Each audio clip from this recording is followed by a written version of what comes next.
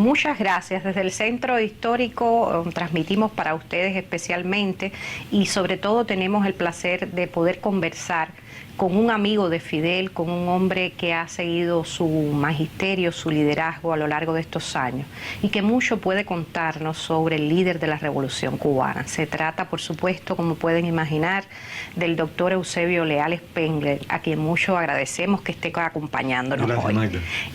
Fidel es un hombre que para todos tiene un significado, tiene una explicación, pero en el caso suyo, cuando decimos Fidel Castro, ¿qué podría decirnos? ¿Qué puede definir sobre esa personalidad que usted ha tenido a bien conocer tanto?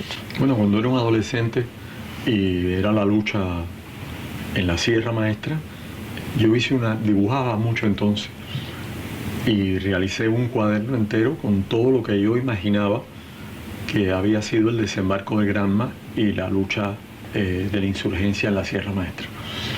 A partir de ese momento y después comenzó el conocimiento del hombre. Triunfó la revolución, abrió todas las puertas y ventanas a una generación y a varias generaciones, y seguir las palabras de Fidel, que eran compartidas por todo un pueblo, fue para mí más que una sensación y una vivencia, fue un magisterio.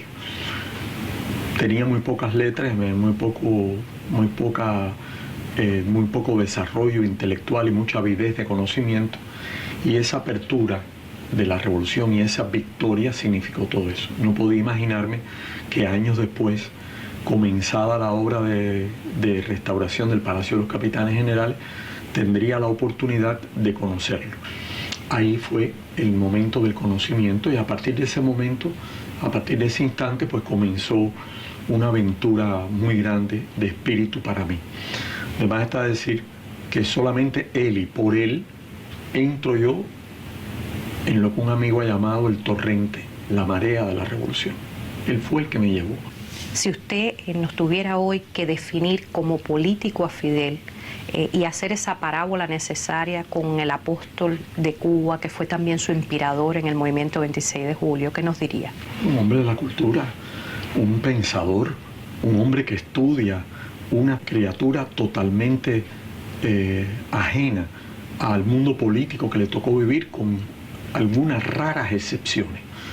Un hombre que se prepara, un hombre que estudia, que nunca cree suficiente el conocimiento adquirido, que somete a crítica sistemáticamente a tal punto que tú no puedes ir nunca ante él impreparado.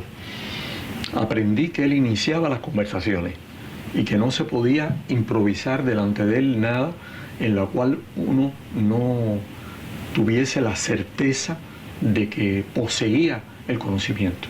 No se puede de ninguna manera hablar de él sin pensar en su sólida formación cristiana, en su sola formación marxista, en su sólida formación revolucionaria universal. Fidel es, ante todo, un revolucionario.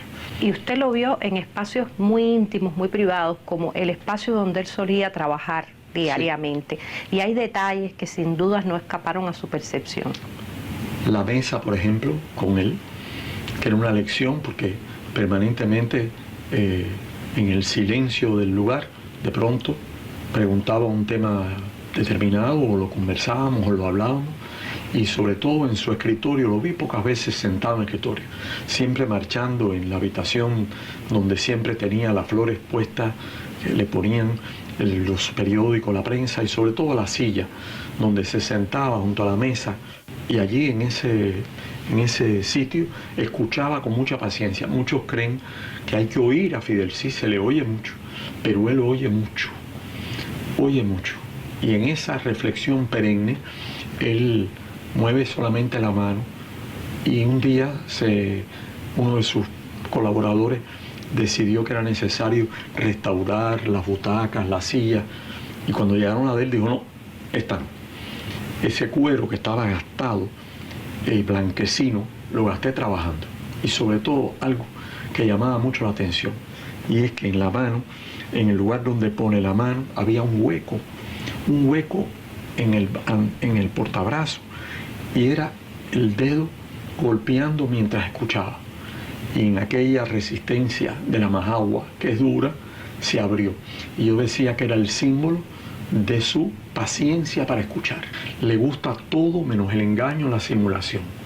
No le gustan tampoco las omisiones. Con él hay que estar dispuesto a la verdad. Cuando es la verdad, él responde tranquilo, sereno, breve y da la solución. Nuestra gratitud al historiador de La Habana, el doctor Eusebio Leal Spengler, por estas confesiones sobre Fidel Castro Ruz para la Mesa Redonda.